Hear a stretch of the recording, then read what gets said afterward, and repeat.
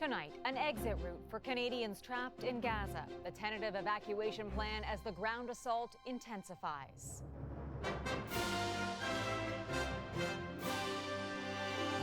The despair for waiting families. Being helpless, cannot do nothing, it just breaks you.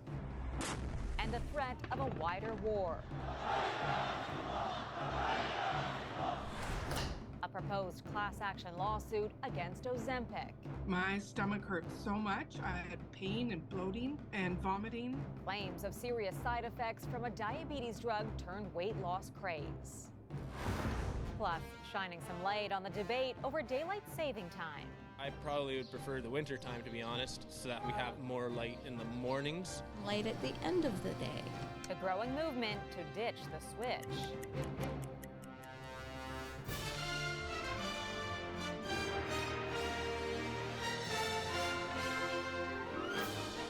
CTV National News with Omar Sachedina.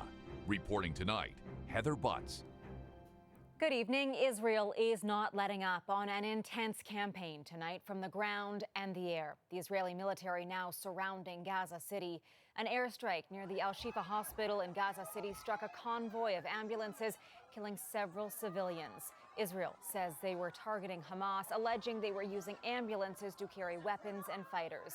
Prime Minister Benjamin Netanyahu insists there will be no ceasefire until the roughly 240 hostages held by Hamas are released. There is word tonight hundreds of Canadians who remain trapped in Gaza may have a window to evacuate as early as Sunday. CTV's Adrian Gobriel reports. With passports and children in hand, foreign nationals and their families make the desperate journey out of Gaza and into Egypt through the Rafah border crossing. Though for a third straight day, hundreds of Canadians hoping to cross the only border out of the war-ravaged region were denied entry. This comes as the fighting on the ground intensifies, with Israel's Defense Force claiming to have encircled Gaza City. This email sent out by the federal government states that 400 Canadian citizens, permanent residents, and eligible family members will be able to leave Gaza through the Rafah border crossing in the coming days, and possibly as early as Sunday. There's your family. Palestinian Canadian Nael Halis has 18 immediate family members trapped in Gaza, including his wife and 2 children who are Canadian citizens. Being helpless and cannot do nothing, it just breaks you. So I'm right now, I'm so broken. He says an Israeli airstrike hit his brother's apartment building in Gaza, killing his niece and nephew. And they're not the only family members to have died over the last 3 weeks. As I'm speaking to you, I already lost 15 members of my direct and indirect family, relatives. 15? 15, yes. It's just like a number. People just, numbers are going and rapidly. The Hamas-run health ministry claims that more than 9,000 have been killed in Gaza. This comes as U.S. Secretary of State Antony Blinken arrived today for his second visit to Israel since the war began. Today, following a summit in Washington, Prime Minister Trudeau making this call for calm. We need to see a humanitarian pause to get aid in, to get Canadians out, to get vulnerable people out, to get hostages released. With no end to the fighting imminent for Halis. Hi Ines, how are you? Each call to his wife is one of both relief and anguish. My wife, every time before I hang up, she said, "This may be the last time you will hear my voice." Halis's wife and children are currently staying with family in central Gaza. He says even if they're allowed to exit through the Rafah crossing, he's worried the journey there could leave them vulnerable in a dangerous situation. Heather? A terrifying ordeal for so many families. Adrian, thank you. Canada's jobless rate inched up again in October as the economy remains weighed down by high interest rates. A modest 18,000 jobs were added last month, raising the unemployment rate to 5.7%, up from 5.5% in September. This marks the 4th increase in the jobless rate over the past 6 months. It was driven by losses in wholesale, retail, and manufacturing. There is mounting pressure on the federal government to provide further carve-outs on carbon tax, but the Liberals are standing by their recent policy change. That has the NDP siding with the Conservatives on a motion to get equity for Canadians with all types of home heating. CTV's Jeremy Charon explains. Why them and not us? That's the growing call from more provinces asking for a break on the home heating carbon tax. Today, Ontario Premier Doug Ford pushing Ottawa to go further in a letter to Ontario Liberal MPs, saying it's only fair that every Canadian be provided some relief, calling on them to do the right thing and remove the federal tax from natural gas on home heating. We made an exemption specifically for home heating oil, but there will be no other exemptions. This exemption, a result of pressure from the Federal Atlantic Caucus, whose constituents raised concerns with the high price of home heating oil. The carve-out puts a pause on the carbon price on heating oil for 3 years and doubles the rebate for rural Canadians. Our hope is that in the 3 years that we will pause this, we will basically be able to eliminate home heating oil in this country. The move has come under fire in the House of Commons. A Conservative motion calls on the government to pull the carbon tax on all home heating until after the election, and the New Democrats will support it. Given the panicked reaction from the Liberals, seemingly tied to their polling standing in Atlantic Canada, given that the Conservatives for once have actually offered a motion that doesn't deny climate change, we will be supporting that motion.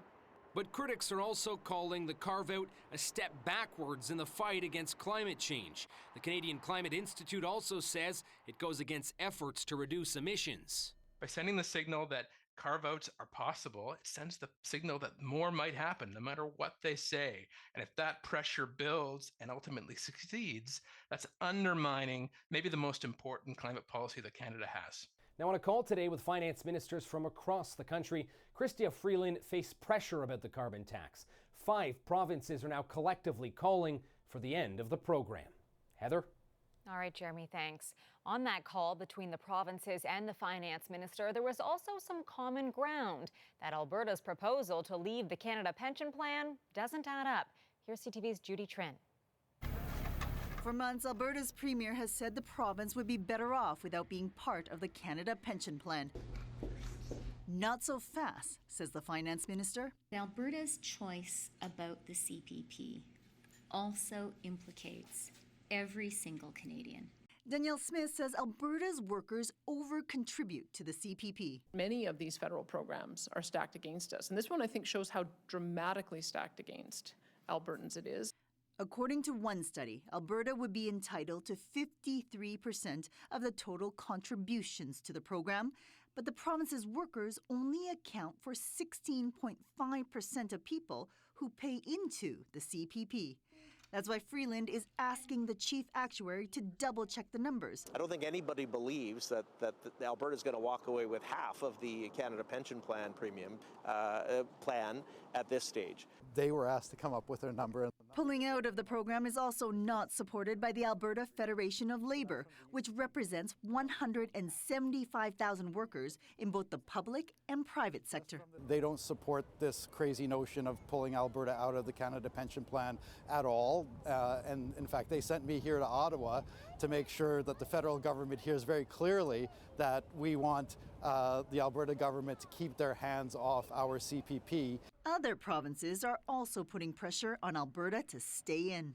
It's secure, it's funded, it allows you to retire anywhere in Canada. Withdrawing from the CPP will be a long and arduous process. Under the law, Alberta has to give 3 years written notice that it wants out. Heather. Thanks, Judy. Defense Minister Bill Blair is accusing Beijing of unsafe behavior after a Chinese fighter jet fired flares at a Canadian Cyclone helicopter conducting routine exercises over the South China Sea. The helicopter pilot had to maneuver to avoid the flares and reduce the risk of ingesting a flare into the helicopter's rotor and intakes. Blair says the intercept took place over international waters and well outside any disputed territory. The helicopter wasn't damaged and nobody was injured. A Toronto man is facing a lengthy sentence over the death of a toddler. Life in prison for lacing breakfast cereal with poison. It's so much painful, it's so painful. When I look at him, I just feel like, I want for him to feel the pain I feel, Francis Ngugi pleaded guilty to second-degree murder of 3-year-old Bernice Natanda Wamala and the attempted murder of her friend. The actual target was the friend's mother, who had rejected his romantic advances. This has been a week of emotional apologies to residential school survivors in Newfoundland and Labrador. Premier Andrew Furey delivering the remarks in a number of small communities. CTV's Garrett Barry on what some are calling the first step in reconciliation. That I am sorry. With a hug, Rigolette Mayor and residential school survivor Charlotte Wolfrey accepts an apology from Newfoundland and Labrador Premier Andrew Furey. It is important that residential school survivors continue to prioritize their healing and wellness. As a girl, Wolfrey ran away from the Yale School in Northwest River. For her and other residential school survivors, like Toby Anderson, this week was years in the making. This is the first small step toward a reconciliation. Advocates have long asked for an apology. Those calls grew louder when, in 2008, Prime Minister Stephen Harper expressly excluded Newfoundlanders and Labradorians from his apology, contending the schools in this province weren't run by the federal government. Prime Minister Justin Trudeau changed course and offered a specific apology to his students who attended 5 schools in the province. I humbly stand before you to offer a long overdue apology. At that same time, then Premier Dwight Ball promised an apology on behalf of the provincial government. 6 years and 2 elections later, those apologies have begun. We turned a blind eye and neglected our responsibility as a government. It is unacceptable that the survivors experienced neglect, abuse, hardships, and discrimination. And there's a lot that needs to be done. There are so many outstanding issues, and our standard of life is not up to par with the rest of the province. Garrett Barry, CTV News, St. John's. The maker of the diabetes drug Ozempic, now popular for weight loss, is facing a proposed class action lawsuit. There are allegations of serious medical setbacks and limited warnings about those side effects. CTV's BC Bureau Chief Melanie Nagy reports. Ozempic is experiencing skyrocketing sales with profits up 58%. But as billions pour into the pharmaceutical giant behind the diabetes drug turned weight loss craze, a lawsuit has been launched in Canada alleging dangerous side effects and a failure to disclose them. There have been some instances of intestinal blockages that have been seen. Jordan Liebman and Jill McCartney are part of the legal team behind the proposed class action suit. The claim is the company, Novo Nordisk, was negligent in warning Canadians about serious complications, including gallbladder disease and stomach paralysis. The claim really centers around the allegations of informing people of the risks. Similar drugs made by Novo, including Wegovy, which is approved for weight loss in Canada, are also named in the lawsuit. One of the times I had to go to emergency by ambulance. BC's Tracy Nygaard became violently ill after taking Ozempic. It was a gastrointestinal illness. My stomach hurt so much. I had pain and bloating and vomiting. Nygaard was prescribed the drug for type 2 diabetes and says she was told side effects would be minimal. Instead, she suffered for months. It's brutal. I feel like we were not informed of any serious implications. The 54-year-old, now off Ozempic, is planning to join the class action lawsuit. I want people to know all of the details about this drug. I just wish the drug companies would be honest. In a statement, the company said it stands behind the safety of its drugs when used by appropriate patients consistent with product labeling. As for the lawsuit, it still needs to be certified by a judge before it moves forward. Melanie Nagy, CTV News, Vancouver. Coming up, facing off against alleged misconduct. I think it's super brave of them to boycott, and I stand with them. The university hockey team benching itself over a coach's return. Plus, embracing an unexpected 911 call.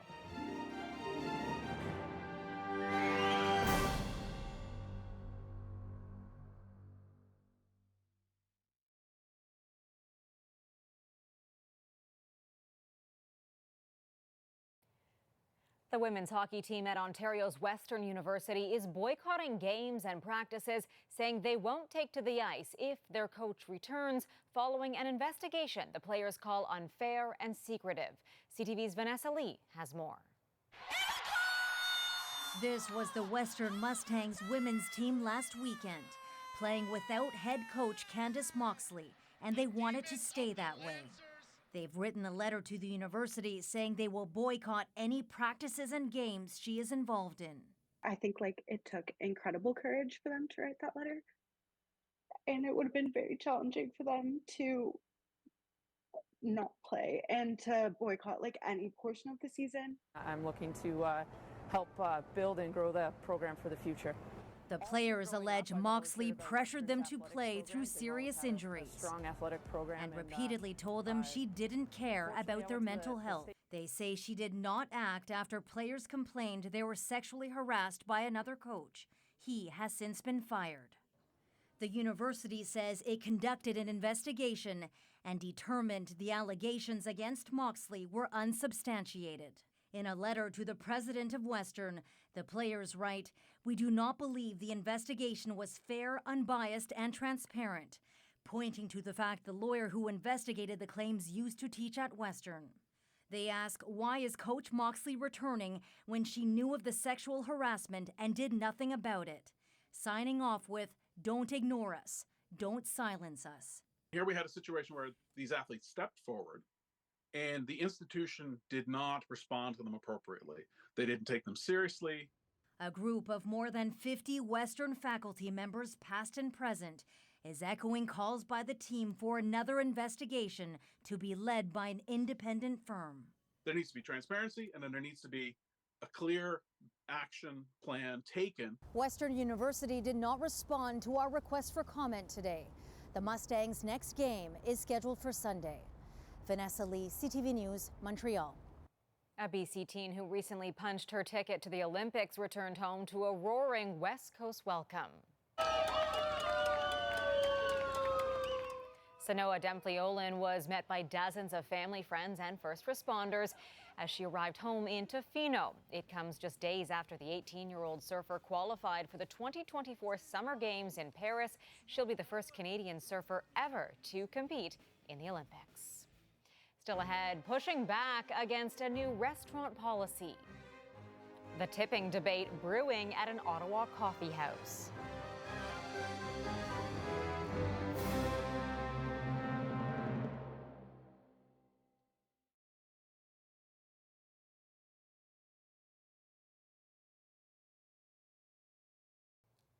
If you leave a tip at a restaurant, you likely assume the money goes straight to the server. A new policy at an Ottawa coffee chain means managers will get a cut.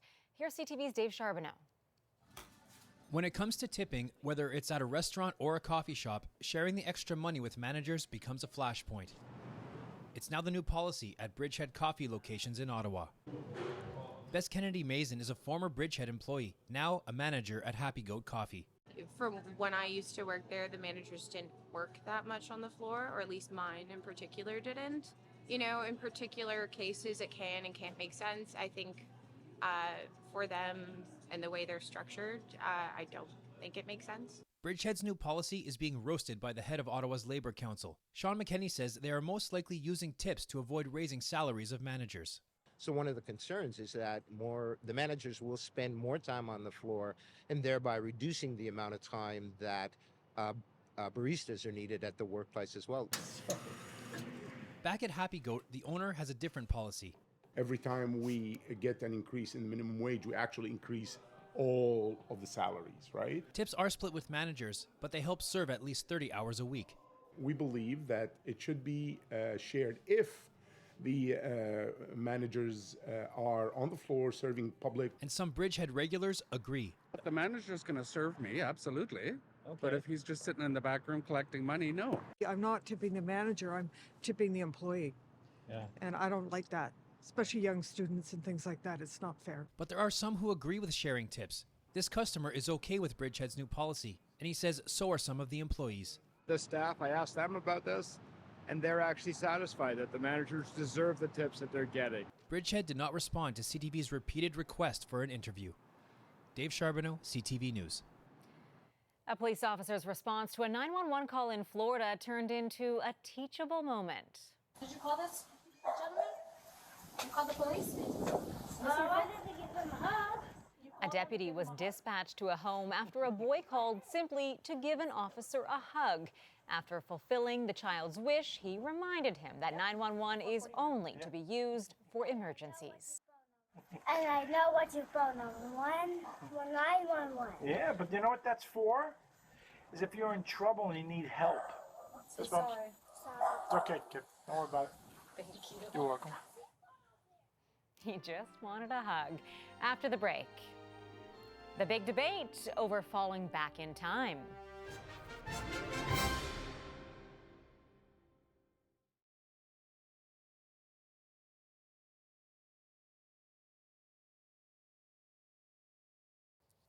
A debate twice a year for most Canadians, and this weekend it happens again. Daylight saving time. CTV's Alison Bamford on the practice and why some say it might be time to ditch the switch. On Sunday, daylight saving time will end and most of Canada will fall back an hour into standard time. But for most Saskatchewanians who follow CST all year round, it will be just another weekend. The biggest inconvenience is like having hockey games start like later. Just when you're doing Zoom meetings, especially now, you gotta sort of keep track of it. For the rest of the country, turning back time means a chance to catch up on some sleep. We're going to feel better on Monday morning because we're getting our circadian clocks aligned with our work schedule and our solar day. Researchers say falling back in November is typically easier on a person than springing forward an hour every March. Studies show an increase in heart attacks and strokes and adverse effects to the digestive and immune systems when entering daylight saving time in the spring. But that's not to say some won't feel the effects this time around. The fall, some of the effects that seem to stand out a bit more are some on the effects on mental health. So surges in anxiety, depression, substance use as well, especially in males. There's talk amongst researchers in the sleep community to abolish daylight saving time. Ontario passed a bill to ditch the biannual time change in 2020, but it will only come into effect if Quebec and New York follow suit. BC voted in favor of similar legislation in 2019, dependent on neighboring states making the shift. But south of the border, a U.S. federal bill that looks to ditch the switch remains idle. So is Saskatchewan on to something? This is a critical question because this effect is strongly modulated by where we're located in Canada. Many say yes. It's nice that things just stay the same. I think we're perfect like that. Alison Bamford, CTV News, Regina. And that is our newscast for this Friday night. I'm Heather Butts for Omar and all of us at CTV National News. Thank you for watching. Sandy will be here tomorrow. Good night and have a great weekend.